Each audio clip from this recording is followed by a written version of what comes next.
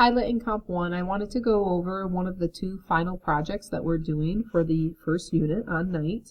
So the first activity is a visual activity. It is actually kind of like a visual representation of what you learned from night and a way to honor and remember some of the victims and some of the horrific things that occurred during the Holocaust and was depicted in Elie Wiesel's Night book.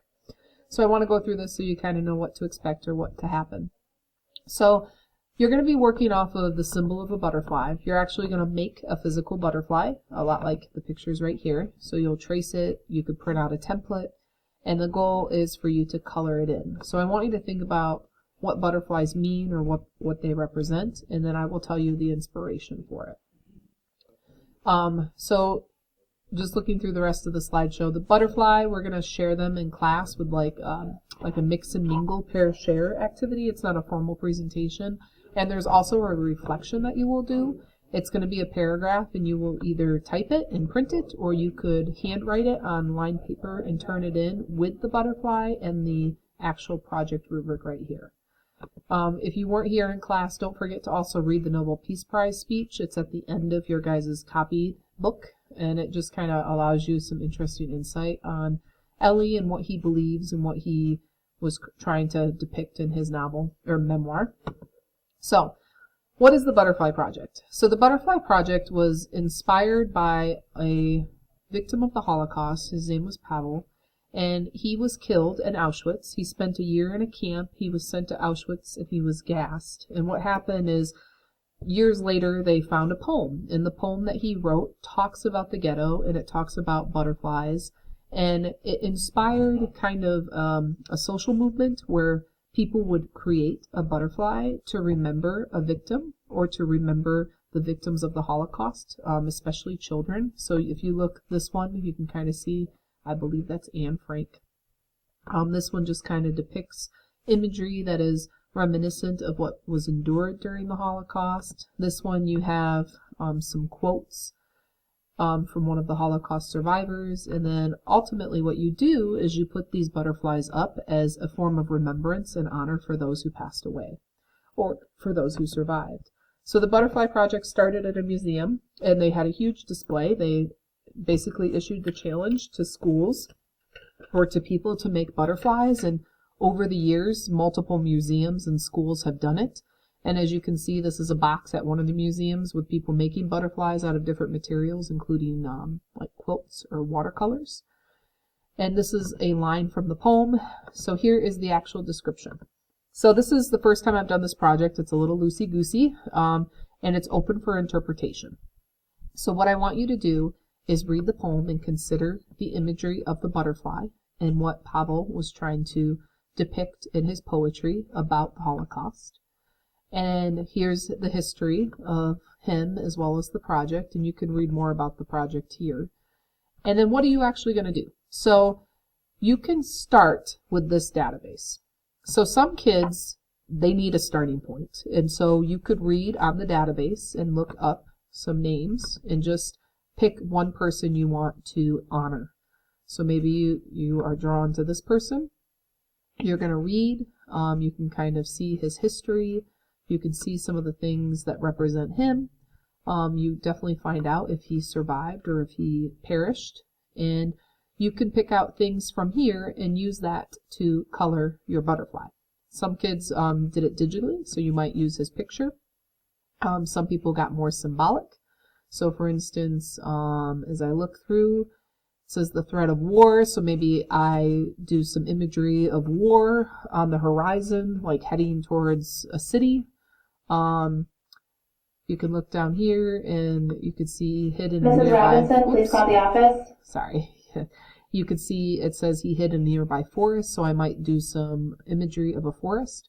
So that's the first way you could do your butterfly, is you could pick somebody off the database and create a butterfly to honor them. You could type up key statistics that are shared. You could, copy some lines off of his description. So that's the first way you could do it. And that kind of talks about right here. However, when I made mine, I realized I kind of went a little bit more symbolic. So I ended up honoring two people. Some kids are honoring characters from the book. Some students are actually just kind of doing a reaction to night overall. It's up to you, but the goal is you make something visual that can be displayed, and it remembers and honors the victims of the Holocaust. So here's my butterfly, and then here's my reflection. So for my butterfly, I did explore the database, and I noticed a lot of young people and a lot of children and teenagers. So that's why I decided to focus in on Pavel on this side and Ellie on that side. I just do some like connecting here. I couldn't imagine the experiences at that time if I was a teenager. So for my focus, I chose Eli and Pavel, and I say one survived, the other did not. So this is me explaining who I chose or what I chose to depict on the butterfly or who I'm honoring. And then I go into some of the things I learned. So Ellie, as we know, barely survived. Pavel was killed in 1944. I wanted to capture the juxtaposition of their lives, their fates, and experience as a whole. So this first half is just me kind of explaining the content of the butterfly and what I chose to focus in on, the topic, the people, the big ideas. And then the second chunk of this reflection helps explain the craft of my butterfly. So when I designed my butterfly is a juxtaposition of color and imagery. There's a bright, sunny, hopeful day on the right, contrasted with the dark, despairing loss of night on the left. I showed the sun in Pavel's poem when I was reading and chose yellow as my focus color. I had a forest with trees on the right, and on the left I created brown stumps to represent the lost generations in the Jewish family trees as a key symbol. My strongest symbolism in my art, my strongest craft, is color. Gray, black, and blue for the abuse, red for the loss of life, and lastly, I wanted to add some quotes, so I included a line from Pavel's poem, the very last, it reads around here, and I also wanted to include the poem Never Shall I Forget from Night as a way to honor the young men and what they endured as well as their talents with words.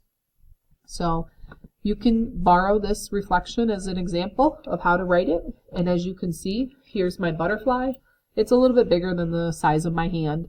And I just Googled butterfly template and I traced it on construction paper. But some kids have actually just printed it off. So that's the butterfly and reflection. I'd like to do some shares in class on Wednesday. And then finally, if you look at the rubric, how are you graded? So it's 20 points. So for 10 points, I'm looking at the craft and how the butterfly was created and what you drew, what words you included, what does the butterfly's visual appearance look like. And then for another 10 points, I'm looking at your reflection. Is it thoughtful, thorough, and well written? Do you have great explanation of your choices in design and who or what you remembered? Okay? Or honoring, so to speak. So I hope that explains the butterfly project, and I'm excited to see what you guys produce. I will make another video here of the second assessment for Unit 1, which is the Night Memoir Analysis paper. So that's coming soon. Thanks.